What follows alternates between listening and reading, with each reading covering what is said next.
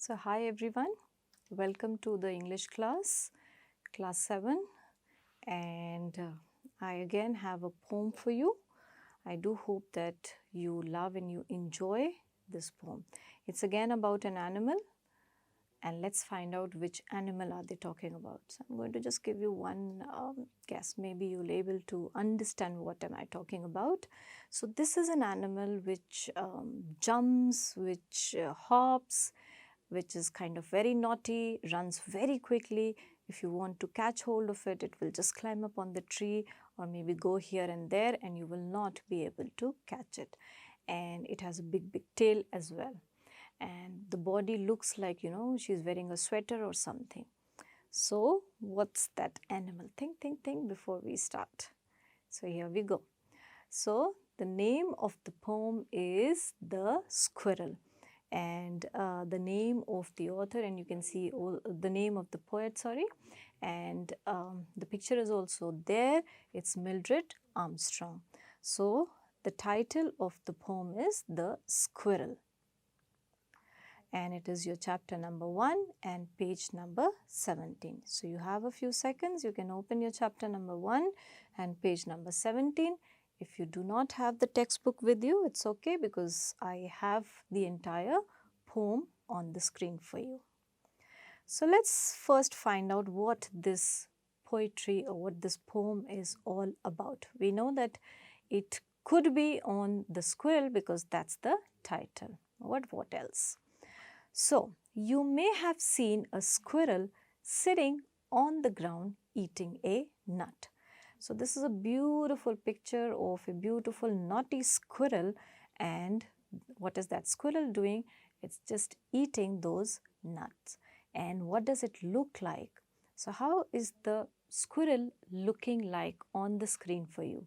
So, if I were to describe the squirrel, I can see those two ears just standing like an antenna. I see those lines on its body, and I see a big tail. I think the tail is something that comes across first because it's a very big one. And I see the naughty eyes, and it's eating the nuts. So if I were to describe this little squirrel, I would say that it looks pretty, but it also looks very naughty and looks like if I were to touch it, it's just going to move, it's just going to run. And nobody, even a child, is not able to catch that squirrel. So let's see the way I have described, the way you have thought how to describe the squirrel, has even the poet described it in the same manner. Alright, so this is the poem and I'm going to first read it out for you. He wore a question mark for tail.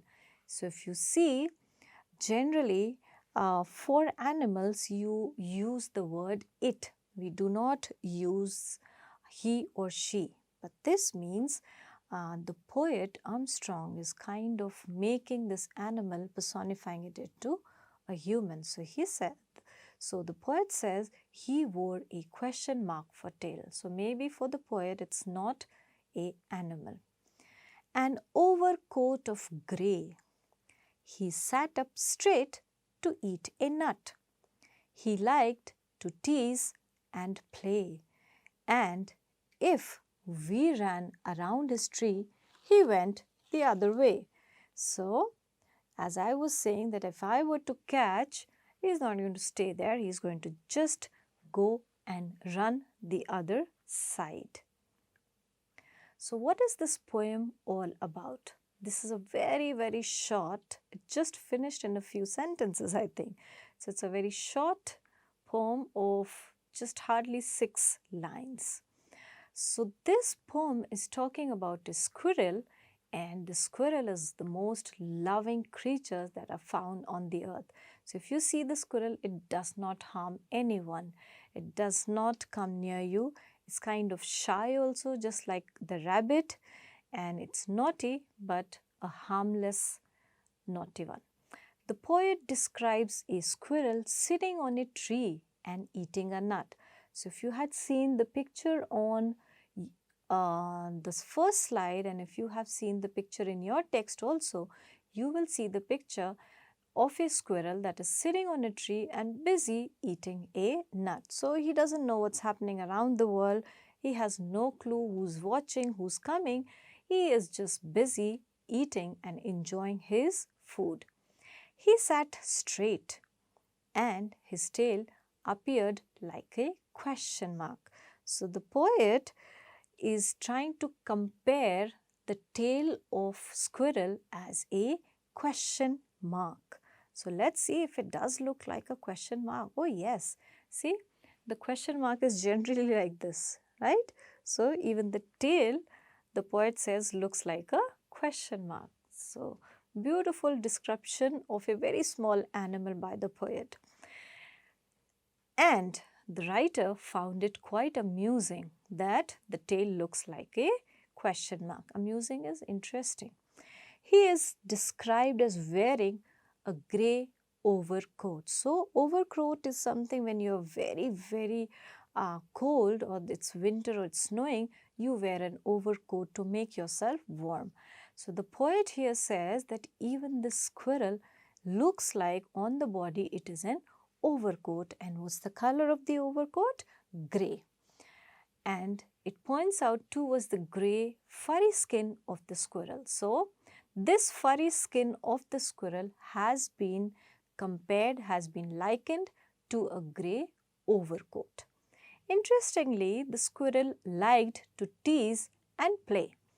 The writer and perhaps his friends ran after him only to scare him away and making him take the other way.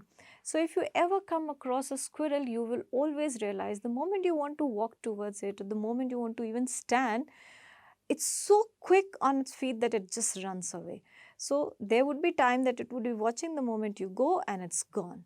So that's how a squirrel is. It is to be noted that the writer uses he and his instead of it. As I told you, in case of an animal or a creature or an object, we generally use the word it. Squirrel is also described wearing a grey overcoat just like human beings. So, the poet, instead of saying it for the animal, uses he, which means that he considers this animal called squirrel as a human.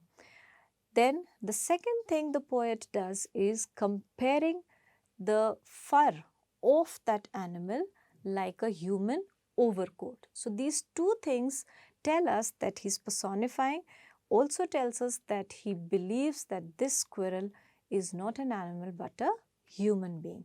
So this is called personification in a poetry.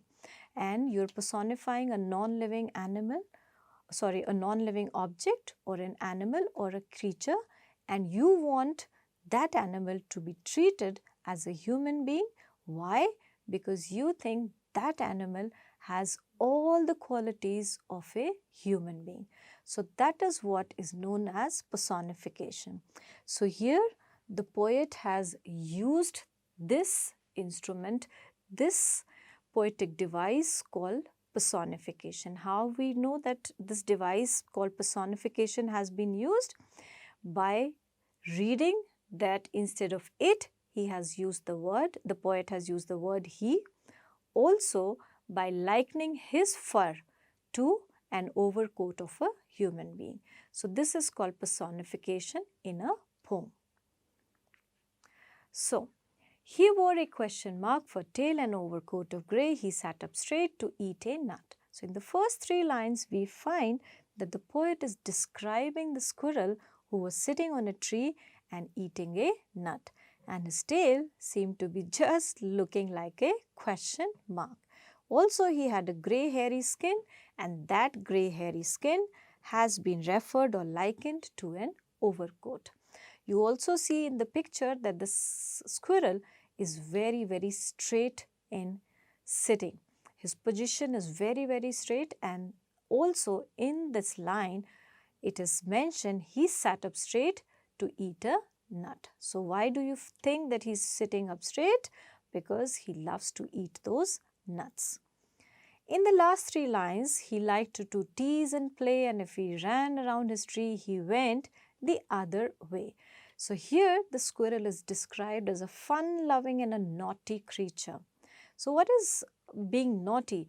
When you want to play, when you want to create some ruckus, and it's all in good sense, it's all in good faith, you're not hurting anybody. So that's called naughty. He liked teasing and playing, and as the poet noticed that perhaps when he and his friends ran around his tree following him, what does the squirrel do? He went in the opposite direction, maybe out of fear or maybe because he was just enjoying the game. Therefore, it seems that a squirrel is a very, very sensitive creature as well, and that is why maybe the poet likens that squirrel to a human being or any other creature who is as sensitive and as loving as the squirrel. Now, these were few difficult words and phrases that were there in the poem. So, the first one, not a very difficult one, but wore. So, wore is a past tense of the word wear. So, which means you're putting on some clothes. Then there was this word called overcoat. So, I told you it's a long and a thick coat. You mostly wear it when it is very cold in a winter weather. And it's not the squirrel which is going to wear, it is a human being which wears it. Then there is a mention of the color that is grey. So that's a grey color which is kind of a mixture between black and white. Then there's another word that was tease. So tease is when you're making fun of somebody or you're trying to annoy. But here in this poem, it has been used as a positive word. Then there was the last word which I thought was a little difficult was other way. So other way is when you're looking at the opposite direction. So, and there were these rhyming words. So the rhyming words are the last one or the last two letters when they sound the same. So that's called your rhyming word. So there was this grey, there was way, and there was play. So there were three letters which rhymed with each other. So there were only three rhyming words, nothing more. And the only poetic device that was used by the poet was personification. So let's go and answer these questions and let's see if you and me together could understand this poem called The Squirrel. So the first question is, how does the squirrel's tail look like? A very easy one. It did say right in the beginning that the tail looked like not like a snake, but like a question mark. So if you were to write the answer, the tail looks like a question mark. Then they are asking, what does it like to eat? So squirrels are famous to be eating nuts and nuts all the time. So this squirrel in this poem also liked to eat nuts. The third one is, what covers a squirrel's body? So there was a overcoat of grey. So that's what the poet said, overcoat of grey that covered the squirrel's body. So these were these three questions. The tail, what does it like to eat, and what is it that covering the body of the squirrel? Let's go to the fourth one. So who teases the squirrel? So they have not mentioned any name. So we believe and we trust that it should be the narrator, it should be the poet. So it is the poet who's teasing the squirrels. And how is it teasing? It goes and it tries to be near the squirrel. What does it do to if you run to a squirrel tree? So what does the squirrel do? So it looks or it goes the other way round. Next one, how does the squirrel behave? So the squirrel is sensitive, it's playful, and it is very fast. Now the last one is, who is teasing whom and how? So it is the poet, it is the narrator who's teasing the squirrel. And how is it teasing? It just tries to go near the squirrel. And what does it do? It just moves the other way round. So this was the poem called The Squirrel. I do hope that you enjoyed listening and enjoyed understanding what kind of a creature, what kind of an animal the squirrel is. Now I have a interesting homework for you. So what I want you to do is I want you to draw a squirrel on a piece of paper. You can also look at the picture that you already have in your text. If you want, you can look at that. Draw the picture of a squirrel and then find and describe its tail. So here the poet has described the tail as a question mark. If you have any other picture of the squirrel and you want to describe this tail into your own words, you are at the liberty to do that. It doesn't have to be same as question mark. You can look at the picture and think, how does it look like? Is it a shape or it's something different? And you can describe it in your own words and based on your own thought process. Then find out what else does the squirrel like to eat other than the nuts. So we have in this poem seen that the poet is telling us that the squirrel is very fond of eating nuts. Is there anything else that the squirrel eat? Find that out.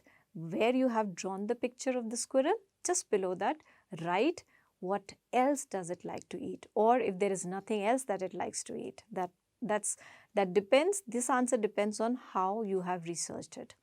Then the last one is find out any other animals, and there is a whole list of animals that also live in the tree. So I'm giving you an example. There's the owl that I see living in the tree. Sloth also lives in the tree and hangs upside down. So I've given you two examples. If you have any more animals that you know that live in the tree, make a list. If you have time and you're more creative, you can also draw those pictures or cut and paste if you want to. So I do hope that you enjoyed this lesson, you enjoyed the poem Squirrel, and we all learned how sensitive and how funny and how creative, or I would say how naughty the squirrel is. So thank you and bye-bye.